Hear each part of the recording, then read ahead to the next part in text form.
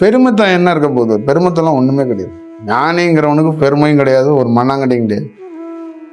பெருமை புகழ்லாம் வச்சுட்டு என்ன பண்ண முடியும்? எருமை கூட மேய்க்க முடியாது. அதெல்லாம் ஒண்ணுமே இல்லை. அதுல பெருமையெல்லாம் கொளுத்துனாதான் ஏதாவது பண்ண முடியும். அதுல என்ன இருக்க போகுது? இதுதான் வெற்றிடம். ஒண்ணுமே கிடையாது. நம்ம எதோ உதாரணம் வச்சு சொல்றோம்னா, ஒவ்வொரு மனிதனுக்கும் வாய்ப்பு கிடைக்கப்படுது, மக்கள் பயன்படுத்தல. ஒவ்வொருத்தனுக்கும் கொடுக்கப்படுது, அதை பெற முடியாம சுத்திக்கிட்டு இருக்காங்க. தேவைக்கு அதிகமா இந்தியாவில் சக்திகள் ஞானங்கள் இருக்கு, அதை பெற முடியாம சுத்துறாங்க. தேவைக்கு அதிகமா இருக்கு. அதுக்கு காரணம் அவங்க தான். அவங்களுக்கு நினைச்ச மாதிரியே ஞானம் வரணுங்கிறாங்க. எனக்கு ஏத்த மாதிரியே கொடு இல்லைங்களா? போன வாரம் ஒருத்தர் வந்தார்ல, வியாழக்கிழமை சுண்டல் வாங்கிட்டு குரு பார்க்கணும், சுண்டல் கொடுப்பாங்க. சுண்டல் கொடுத்தா என்ன இது? சுண்டல் கொடுத்தாதான் குரு வருவாரா?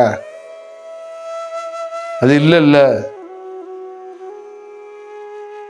அது மாதிரி எல்லாம் நமக்கேற்ற மாதிரியே நம்மளை வளைக்கிறது, நமக்கேற்ற மாதிரியே நம்ம ஒன்று செட் பண்றது, அப்புறம் நமக்கேற்ற மாதிரியே ஒரு சவால் வேற விட்டுக்கிறது. நான் இறைவன் அடைஞ்சு காட்டுறேன். நம்ம ஒரு தியானம் சொன்னா குறுக்கு வழியில இன்னொரு தியானத்தை பண்ணிட்டு கிடக்கிறது. எனக்கு தெரியும் வாழ்க்கை போயிடும், உடம்பு போயிடும், எல்லாம் விரையமாயி போயிடும். புதன்கிழமை இருக்கிற மாதிரி வியாழக்கிழமை இருக்காது, வியாழக்கிழமை இருக்கிற மாதிரி வெள்ளிக்கிழமை இருக்காது, வெள்ளிக்கிழமை இருக்கிற மாதிரி சனிக்கிழமை இருக்காது, சனிக்கிழமை இருக்கிற மாதிரி ஞாயிற்றுக்கிழமை இருக்காது. ஒவ்வொரு உன் சொல் பேச்ச உன் மனம் கேட்காத மாதிரி ஒவ்வொரு நாளும் ஒவ்வொரு நிமிஷமும் உன் பேச்சை கேட்காது. அதனாலதான் அருணகிரி சொன்னா, நாள் என்ன செய்யும், கோள் என்ன செய்யும், வினை என்ன செய்யும். மனித அங்கதான், அதான் மன எரிப்பு. மனம் எரிந்தவனுக்கு என்ன செய்யும்? என்ன எதுவும் ஒண்ணும் செய்யாது. ஏன்னா நான் மனிதன் இல்லை. மனிதனை தான் கிரகம் நோண்டும், நானே கிரகம். இப்ப என்ன போய் என்ன பண்ண போகுது? சும்மா எழுத முடியுமா? அதை பிடிச்சிக்கிட்டு நாள் என்ன செய்யும், கோள் என்ன செய்யும்னு எழுத முடியாதுல்ல. அப்ப அங்க என்ன ஆச்சு? மனம் எரிக்கப்பட்டது. மனம் எரிக்கப்படலைன்னா அந்த படைப்பை எழுதுவாரா?